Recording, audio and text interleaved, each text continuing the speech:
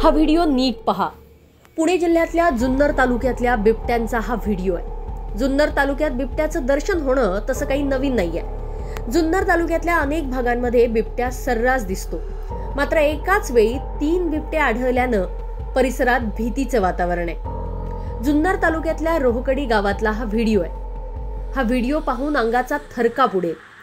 रोहकडी इथल्या विजय मुरादे या शेतकऱ्याच्या घराजवळ एक नाही, 2 नाही तर तब्बल 3 बिबटे फिरताना दिसलेत आणि हा बिबट्याचा मुक्त वावर सीसीटीव्ही कॅमेरामध्ये कैद झालाय।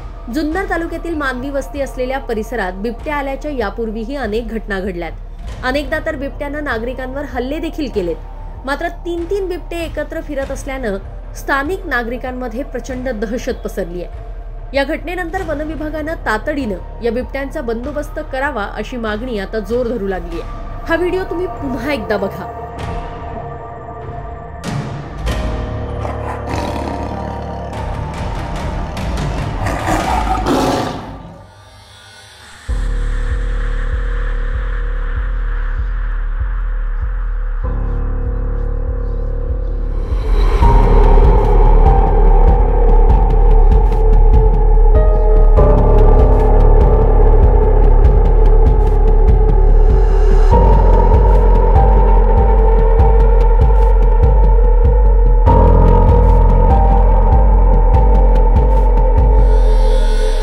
व्हिडिओमध्ये 3 बिबटे एकत्र मुक्त वावर करताना दिसतायत। सुरुवातीला एक बिबट्या समोर येतोय।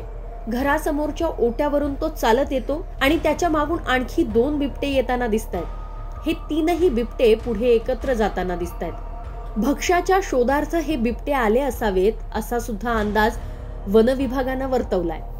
रोहकडी इथल्या माळवाडी नखलवाडी रोडवर विजय मुरादे यांच्या घराजवळचं हे दृश्य आहे।